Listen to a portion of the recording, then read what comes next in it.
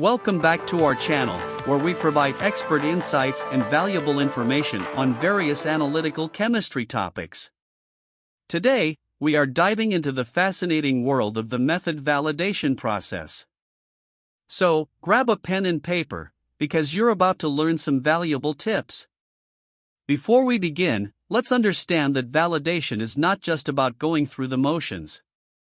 It's a systematic process that requires careful planning and execution. So, let's get started. The first step in the validation process is specifying our method requirements. We need to be crystal clear about what we expect our method to do, the level of performance we desire, and how it should be designed. This upfront clarity is crucial before we even start developing the method. Now, it's important to strike a balance between what we want the method to deliver and what it's actually capable of delivering. This will depend on the analysis method and the capabilities of our lab.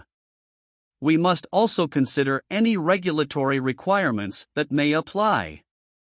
Once we have a clear understanding of our requirements, we can proceed with method development. Throughout this process, we constantly refer back to our requirements to ensure that the method aligns with our needs. If we believe we have a set of working conditions, we perform a pre-validation, a quick check on the method's performance. If it works well, we can proceed with validation.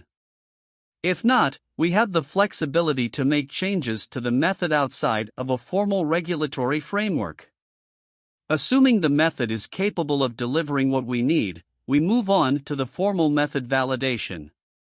This is a rigorous process that undergoes regulatory scrutiny. The goal is to prove that the method is capable of passing the required tests. While this should ideally be a formality, it's an exercise in obtaining a set of data to support the method's validity. Once the method has successfully passed validation, we issue it as a validated method. However, it's important to note that even a well-developed and validated method can still encounter issues during routine use on real samples.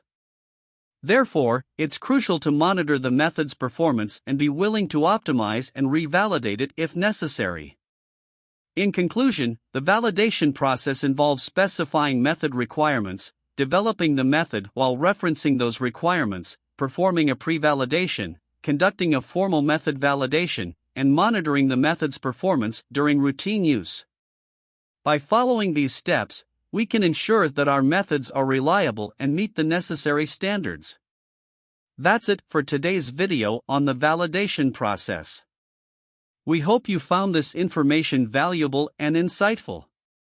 If you did, please give this video a thumbs up and subscribe to our channel for more informative content. If you have any questions or suggestions for future videos, please leave them in the comments section below. And remember, stay tuned for more expert insights. Thanks for watching.